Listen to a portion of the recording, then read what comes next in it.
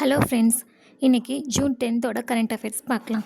Nepal foreign minister ஷீர்ஷர் கார்னல் visited India from June 5th to 7th 2026. இது ஹாஸ்ட் பண்ணுறது doctor S Jaishankar, ministry of external affairs. Location எங்கே visit போயிருக்காங்கன்னா டெல்லிக்கு போயிருக்காங்க. MOU சைன் பண்ணியிருக்காங்க. இந்தியா நேபாள் MLAA, அதாவது mutual legal assistance agreement sign பண்ணியிருக்காங்க. எதுக்காகனா criminal matters cross border crime framework. So என்னென்னா, நேபாளோட ஃபாரின் மினிஸ்டர் இந்தியாவில் டெல்லிக்கு விசிட் வந்திருக்காரு. ஸோ அதை ஹாஸ்ட் பண்ணுறது Jaishankar, minister of external affairs. So இந்தியாவும் நேபாளும் MOU சைன் பண்ணியிருக்காங்க. எதுக்காகனா கிரிமினல் அந்த பார்டர், அதுக்காகவும் கிராஸ் பார்டர் க்ரைம் ஃப்ரேம்ஒர்க்காகவும் பண்ணியிருக்காங்க. அடுத்த MOU signed multilingual AI framework. So India side sign பண்ணுறது பாஷினி டிவிஷன், இது ministry of electronics information technology. Nepal side Kathmandu university, DPIAI. அதாவது கோல் பார்த்திங்கன்னா expand digital public services in local language Nepali.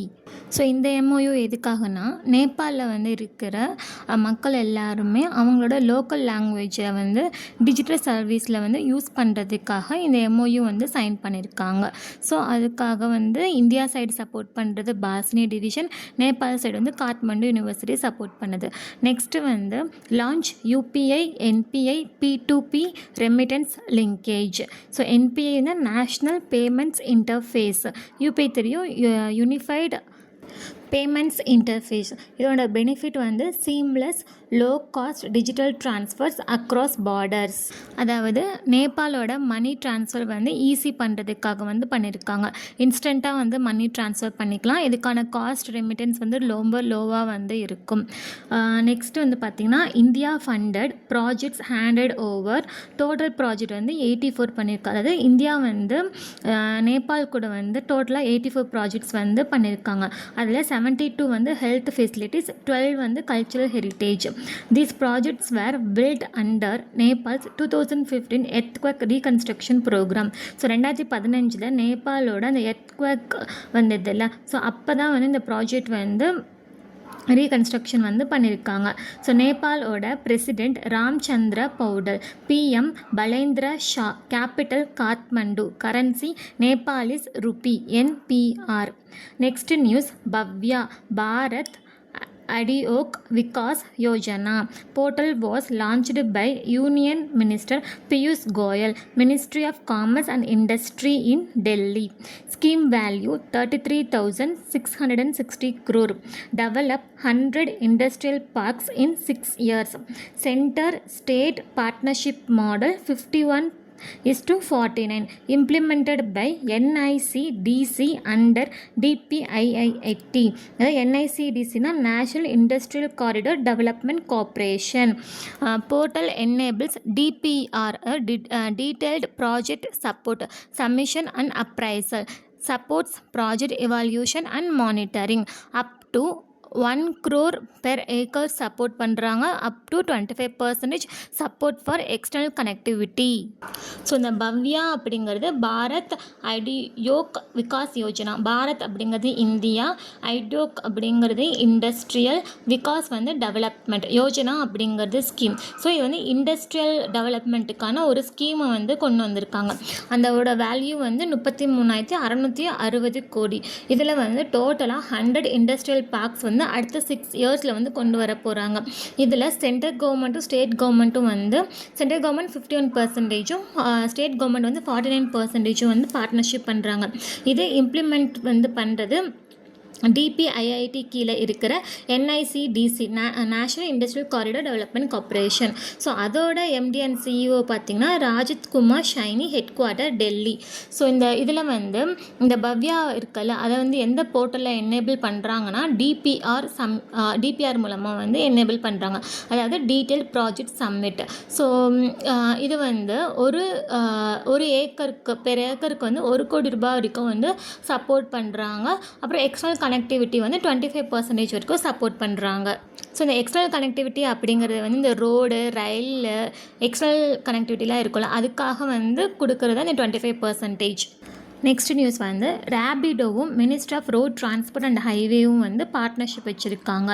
எதுக்காகனா to promote Rahveer scheme. So Rahveer ஸ்கீமை வந்து ப்ரொமோட் பண்ணுறதுக்காக. இந்த Rahveer scheme வந்து launched by ministry of road transport highways. எப்போ லான்ச் பண்ணியிருக்காங்கன்னா ஏப்ரல் 2025 லான்ச் பண்ணியிருக்காங்க. எதுக்காகனா schemes encourages citizens to help road accident victims during the golden hour. So இந்த கோல்டன் ஹவர் அப்படிங்கிறது ஃபஸ்ட்டு அந்த 60 மினிட்ஸ் இருக்கும்ல, அதுதான் வந்து சொல்கிறாங்க. ஸோ அந்த 60 மினிட்ஸ்க்குள்ளே வந்துட்டு இந்த ரோடு ஆக்சிடென்ட் நடக்குது அப்படின்னா அதை வந்துட்டு கொண்டு போய் அவங்கள வந்து காப்பாற்றிருக்கிறதுக்காக இந்த ஸ்கீம் வந்து கொண்டு வந்திருக்காங்க. ஸோ இது வந்து கின்னஸ் வேர்ல்டு ரெக்கார்டு வந்து அச்சீவ் பண்ணியிருக்கு. எலிஜிபிள் ஹெல்ப்பர் வந்துட்டு ரிசீவ் $25,000 அண்ட் சர்டிஃபிகேட் வந்து கொடுக்குறாங்க. நெக்ஸ்ட் நியூஸ் வந்து பார்த்திங்கன்னா ரீஜினல் மெட்ரோலாஜிக்கல் சென்டர் இனாக்ரேட்டட் இன் லக்னோ யூபி. ஸோ ஃபஸ்ட்டு மெட்ரோலாஜினா என்னென்னா இந்த வானிலை அறிவியல்னு சொல்லுவாங்களே அதுதான். ஸோ ரீஜனல் மெட்ரோலாஜிக்கல் சென்டர் அப்படிங்கிறது வந்து இந்த வெதர் ஸ்டடி வந்து பண்ணுற ஒரு சென்டரை வந்து இனாக்ரேட் பண்ணியிருக்காங்க. எங்கன்னா உத்தரப்பிரதேஷ் லக்னோவில். இதை வந்து லான்ச் பண்ணுறது doctor Jitendra Singh, union minister, அதாவது minister of state, minister of earth sciences and minister of science technology அவங்களும், அப்புறம் யூபியோட சிஎம் யோகி ஆதித்யநாத்தும் வந்து லான்ச் பண்ணியிருக்காங்க. இது வந்து centre aim to improve weather forecasting and disaster preparedness. So இந்த வெதர் ஃபார்காஸ்ட் வந்து பண்ணுறதுக்கும் வானிலை வந்து முன்கூடியே வந்து எப்படி இருக்குது அப்படிங்கிறத தெரிஞ்சுக்கிறதுக்கும், ஏதாச்சும் பேராபத்து வந்து வருது அப்படின்னா அதுக்காக ப்ரிப்பரேஷன் வந்து பண்ணுறதுக்காக இதை வந்து இம்ப்ரூவ் பண்ணியிருக்காங்க. இது எதை வந்து எந்த ஏரியாவை கவர் பண்ணுதுன்னா உத்தரப்பிரதேஷ், உத்தராகண்ட் அண்ட் அட்ஜாயினிங் ரீஜன்ஸை வந்து கவர் பண்ணுது. இது சப்போர்ட்டட் அண்டர் மிஷன் மௌஷம். இந்த மிஷன் மௌஷம் லான்ச் பண்ணது வந்து 2024 under ministry of earth sciences. So இது வந்து எப்போ இந்த அப்கிரேட் ஆகிருக்கு பார்த்தீங்கன்னா அப்கிரேடட் ஃப்ரம் இயர் வந்து 1894 மெட்ரோலாஜிக்கல் அப்சர்வர்டி. ஸோ இதில் வந்து facilities available 3 operational Doppler weather radars வந்து இதில் இருக்குது. ஓகேவா, இதில் வந்து 107 ஆட்டோமேட்டிக் வெதர் ஸ்டேஷன் இருக்குது, 140 ஆட்டோமேட்டிக் ரெயின் கேஜ் இருக்குது, 7 லைட்டிங் சென்சார்ஸ் இருக்குது, 11 ஏர்போர்ட்ஸ் கவர் வந்து பண்ணியிருக்காங்க. ஸோ டிடபிள்யூஆர் வந்து எக்ஸ்பேன்ஷன் வந்து பண்ணுறது. ஸோ இந்த டிடபிள்யூஆர் அப்படின்னா நம்ம பார்த்தோம்ல அந்த டாப்லர் வெதர் ரேடார் அதுதான். இப்போ ப்ரெசென்ட்டாக நம்மக்கிட்ட வந்து 50 இருக்குது, ஃப்யூச்சரில் 100 வந்து கொண்டு வரணும் நெக்ஸ்ட் 2 இயர்ஸ்க்குள்ளே அப்படின்னு சொல்லி ஃபிக்ஸ் பண்ணியிருக்காங்க.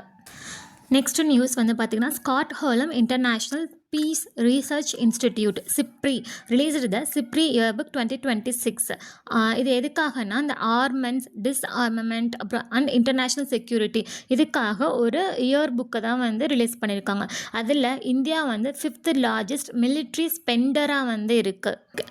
ஃபஸ்ட்டு வந்து சிப்ரினா என்னன்னு சொல்கிறேன். இந்த பீஸ், அமைதி, செக்யூரிட்டிஸ், அப்படி இந்த வெப்பன் பற்றின வந்து ஒரு ரீசர்ச்சை வந்துட்டு செய்கிற ஒரு இன்டர்நேஷ்னல் திங்க் டேங்க், அதுதான் வந்து இந்த சிப்ரின்னு சொல்கிறோம். ஓகேவா, அதில் டாப் 5 மிலிட்ரி ஸ்பெண்டர் வந்து பார்த்திங்கன்னா ஃபஸ்ட்டு வந்து யூஎஸ், செகண்ட் சைனா, தேர்ட் வந்து ரஷ்யா, ஃபோர்த் வந்து ஜெர்மனி, ஃபிஃப்த் வந்து இந்தியா.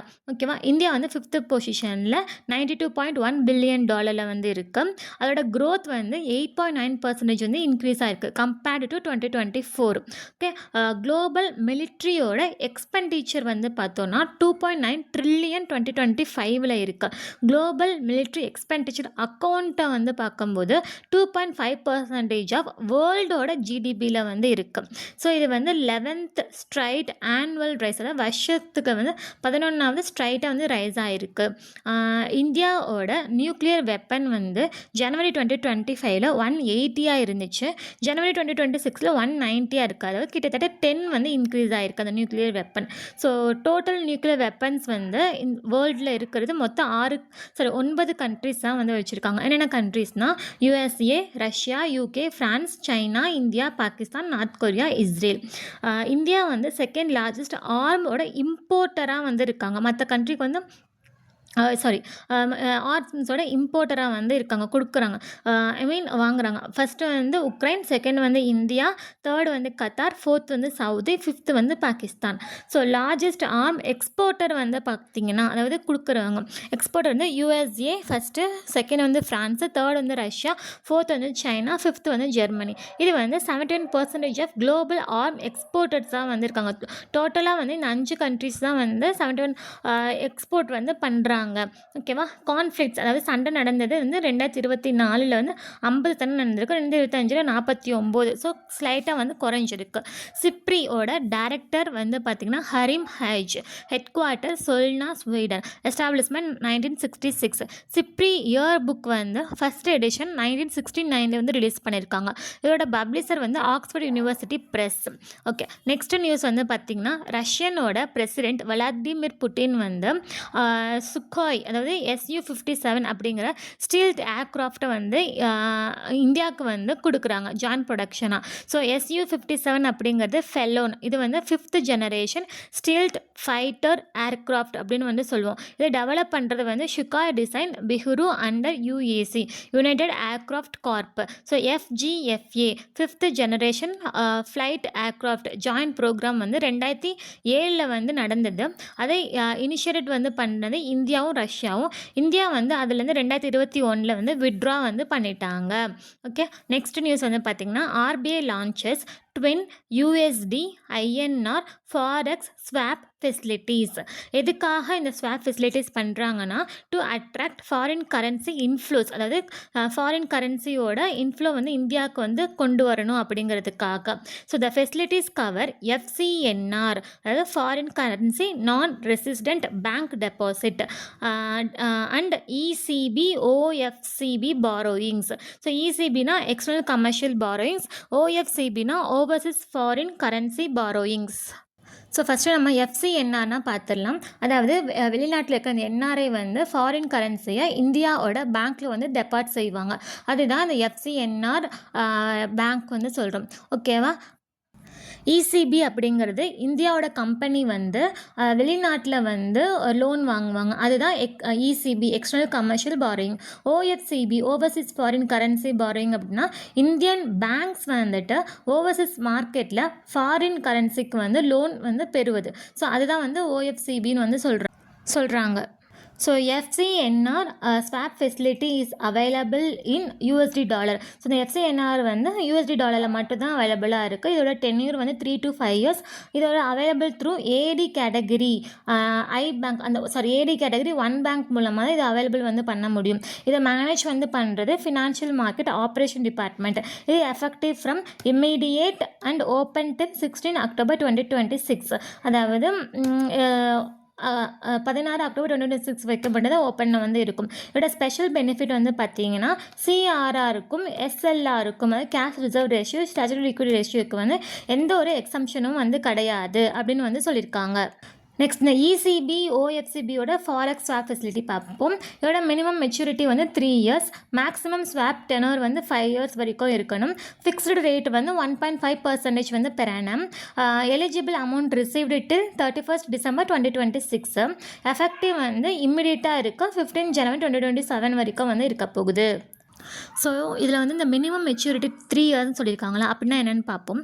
அதாவது ஒரு கம்பெனி இல்லை அப்படின்னா பேங்க் வந்து வெளிநாட்டில் இருந்து லோன் வந்து வாங்கும். அந்த லோன் வந்து குறைஞ்சபட்சம் 3 வருஷம் வரைக்கும் வந்து இருக்கணும். அதுக்கு முன்னாடியே வந்து அதை வந்து என்ன பண்ணக்கூடாதுன்னா செட்டில்டு வந்து பண்ணக்கூடாது. 3 years இல்லைன்னா அதுக்கு மேலே வந்து இருந்தால் வந்து ஓகே. அதுதான் வந்து மினிமம் மெச்சூரிட்டி சொல்கிறோம். மினிமம் ஸ்வாப் டெனர் அப்படின்னா RBI உடன் வந்துட்டு ஸ்வாப் அக்ரிமெண்ட் வந்து செஞ்சுருப்பாங்கல்ல, அதாவது நாங்கள் வந்து கரன்சி சேஞ்ச் பண்ணிக்கிறோம்னு சொல்லிட்டு அது வந்து குறைஞ்சபட்சம் 5 வருஷம் வந்து இருக்கணும். அதுதான் வந்து இந்த மேக்ஸிமம் ஸ்வாப் டெனர் வந்து சொல்கிறோம். ஓகேவா. ஸோ அப்படி ஸ்வாப் பண்ணும்போது அதுக்காக இன்ட்ரெஸ்ட் வந்து போடுறது, அந்த ஃபிக்ஸ்டு அந்த இது போடுறது வந்து அந்த 1.5% அப்படின்னு வந்து சொல்கிறோம். ஓகேவா. நெக்ஸ்ட் NOP/NET ஓப்பன் பொசிஷன் அப்படின்னு சொல்லி பார்ப்போம். இயர்லியர் NOP/INR லிமிட் வந்துட்டு $100 million வந்து இருந்துச்சு. இப்போ புதுசாக வந்து கொண்டு வந்திருக்கிறது பார்த்திங்கன்னா இந்த FCNRக்கும் ECB OFCB ஸ்வாப் பொசிஷனுக்கு வந்து எக்ஸம்ஷன் வந்து கொடுத்துருக்காங்க. ஸோ இந்த NOP அப்படிங்கிறது வந்து நெட் ஓப்பன் பொசிஷன். ஓகேவா. அதாவது பேங்க்கில் வந்து இந்த ஃபாரின் கரன்சியோட எக்ஸ்போஷர் லிமிட் இருக்கும்ல, அதுதான். ஸோ ஃபஸ்ட்டு அந்த லிமிட் வந்து $100 million வந்து ஃபிக்ஸ் பண்ணியிருந்தாங்க. பட் இப்போ வந்து அதுக்கான எக்ஸம்ஷன் இல்லைன்னு சொல்லிட்டாங்க. அடுத்த நியூஸ் வந்து பார்த்திங்கன்னா RBI recognised Sahamati foundation as the SRO for the AA ecosystem. SRO அப்படிங்கிறது செல்ஃப் ரெகுலேட்டரி ஆர்கனைசேஷன். AA அப்படின்னா அக்கவுண்ட் அக்ரிகேட்டர். AA ecosystem வந்து யார் ரெகுலேட் பண்ணுறாங்கன்னா RBI வந்து ரெகுலேட் பண்ணுறாங்க. ஃபஸ்ட்டு நம்ம எஸ்ஆர்ஓன்னு என்ன பார்ப்போம், செல்ஃப் ரெகுலாரிட்டி ஆர்கனைசேஷன் அப்படின்னா ஒரு இண்டஸ்ட்ரி இருக்குது, ஓகேவா. அது வந்து அதுக்குள்ளே நடக்கிற அந்த ரூல்ஸு, அவங்களோட அந்த ஒரு ரெகுலேட் பண்ணுவாங்கல்ல, அவங்கள வந்து அவங்களே ரெகுலேட் பண்ணி அவங்களுக்கான ஒரு ஸ்டாண்டர்ட்ஸை வந்து உருவாக்கிப்பாங்க. அதுதான் வந்து இந்த எஸ்ஆர்ஓ அப்படின்னு வந்து சொல்கிறாங்க. அதாவது இண்டஸ்ட்ரியோட வாட்ச் டாக் மாதிரி இருக்கும். அக்கௌண்ட் அக்ரிகேட்டர்னா கஸ்டமரோட கன்சென்ட் ஃபார்ம் யூஸ் ஓகே வந்து வச்சுக்கிட்டு ஃபினான்ஷியல் டேட்டாவை வந்து ஷேர் பண்ணுறது ஆர்பிஐயோட ரெகுலேட்டட் டிஜிட்டல் சிஸ்டமுக்கு அதுதான் வந்து சொல்கிறாங்க. அதாவது கன்சென்ட்ஸ்னால் நமக்கு தெரியும்ல, அனுமதி பெறுதல். அதாவது யூசர் வந்து எஸ் என்னோட டேட்டா வந்து ஷேர் பண்ணுங்கன்னு சொல்லி பர்மிஷன் கொடுத்துட்டாங்கன்னா டேட்டா வந்து ஷேர் பண்ணுவாங்க. அதுதான் இந்த அக்கௌண்ட் அக்ரிகேட்டர் மூலமாக வந்து போகிறது. ஃபஸ்ட்லாம் நமக்கு வந்துட்டு நம்மளோட அந்த ஸ்டேட்மெண்ட் வேணும் அப்படின்னா ஃபஸ்ட் போய் பிடிஎஃப் வந்து டவுன்லோட் பண்ணுவோம். ஸோ இப்போ வந்து அப்படி கிடையாது. அந்த மாதிரி ஹலோ நீங்கள் வந்துட்டு ஓகே அப்படின்னு சொல்லிட்டாலே வந்து டேட்டா வந்து ஷேர் பண்ணி நமக்கு வந்து லோன் கொடுப்பாங்கல்ல, அதுக்காக யூஸ் பண்ணுறது தான் இந்த அக்கௌண்ட் அக்ரிகேட்டர் அப்படிங்கிறது. ஓகே, நெக்ஸ்ட்டு வந்து Fitch lovers India's GDP growth rate forecast for financial 27.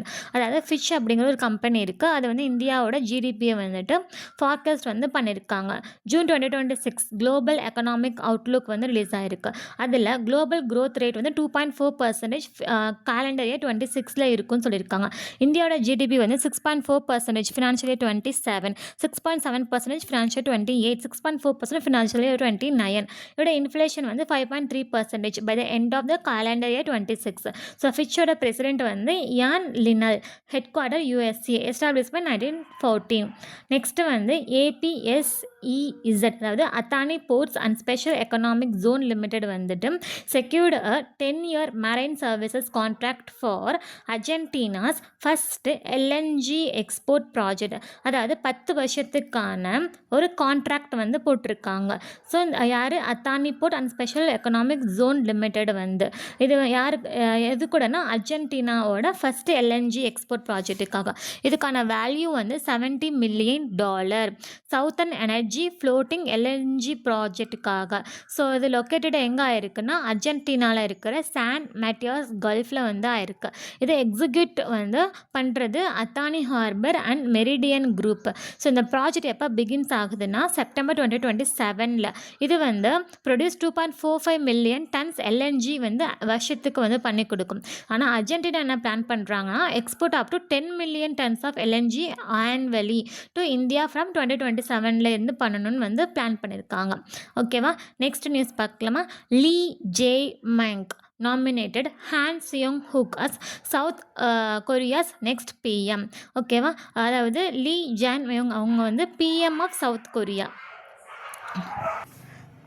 இந்த லீ ஜேன் மெங் வந்து பிரசிடெண்ட் ஆஃப் சவுத் கொரியா. அவங்க வந்துட்டு சவுத் கொரியாவோட பிஎம் வந்துட்டு நாமினேட் பண்ணியிருக்காங்க. யாருன்னா ஹான் சியோங்-ஹுக்.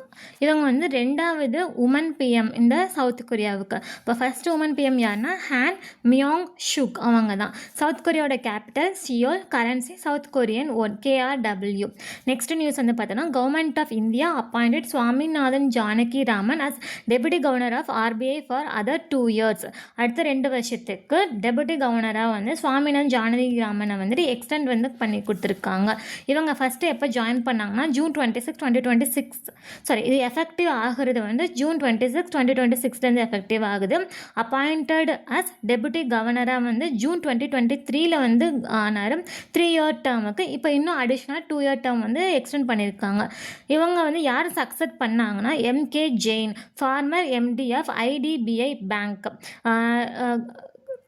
ஸோ ஆர்பிஐயோட டெபுட்டி கவர்னர் வந்து 4 பேர் இருக்கணும். ஒருத்தவங்க வந்து சுவாமிநாதன் ஜானகி ராமன், 2வது பூனம் குப்தா, 3வது வந்து ஷின்ஷி சந்திர முர்மு, 3rd வந்து Rohit Jain. Okay, next news. World brain tumour day வந்து ஜூன் 8. இது எப்போ லான்ச் பண்ணாங்கன்னா 2000 லான்ச் பண்ணியிருக்காங்க. இதுக்கான சிம்பிள் வந்து கிரே சிம்பிள்.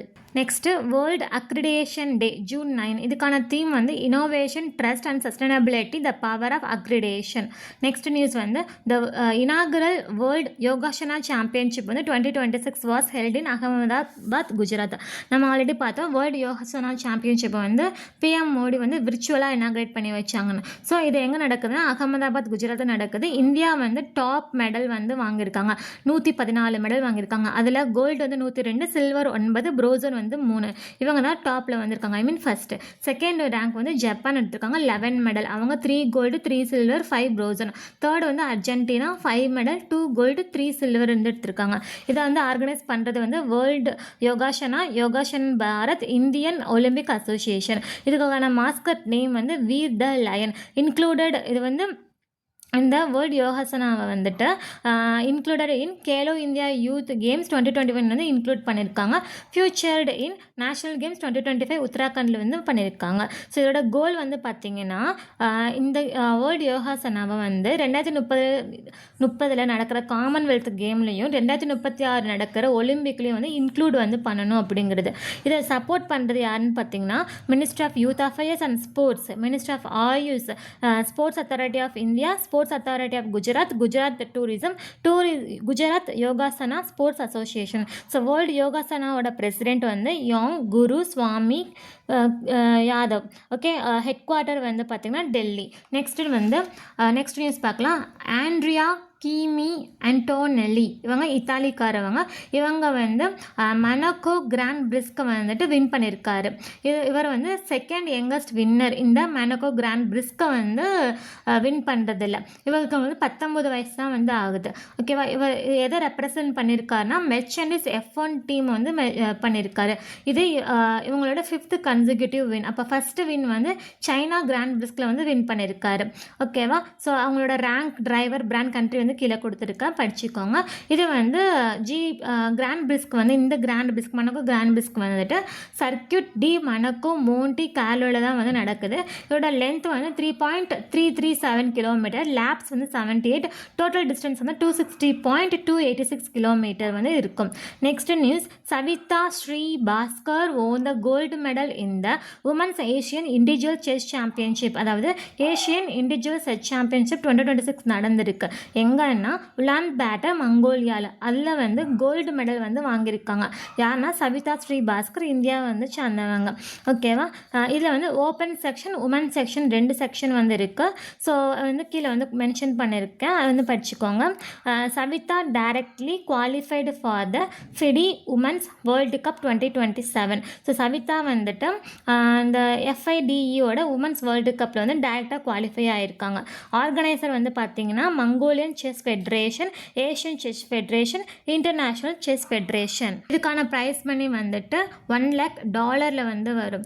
சவிதா வந்து அடிஷ்னல் என்னென்ன டைட்டில் வச்சுருக்காங்கன்னா உமன் கிராண்ட் மாஸ்டர் வந்து 2023, இன்டர்நேஷ்னல் மாஸ்டர் வந்து 2025, ப்ரோஸ் வந்துட்டு women's world rapid championship 2022, silver வந்து ஏஷியன் கேம்ஸ் உமன்ஸ் டீம் ஈவெண்ட்டில் வந்து வாங்கியிருக்காங்க. So that's all. இந்த PDF வந்துட்டு நான் டெலிகிராம் குரூப் வந்து டிஸ்கிரிப்ஷன் லிங்க்கில் வந்து வச்சுருக்கேன், அதை வந்து ஷேர் பண்ணியிருக்கேன், டவுன்லோட் பண்ணிக்கோங்க. Thank you. Stay tune for June 11 current affairs. And இந்த சேனல் உங்களுக்கு யூஸ்ஃபுல்லாக இருக்குது அப்படின்னு நினச்சிங்கன்னா உங்கள் ஃப்ரெண்ட்ஸ்க்கு ஷேர் பண்ணுங்கள், சப்ஸ்கிரைப் பண்ண சொல்லுங்கள். தேங்க்யூ.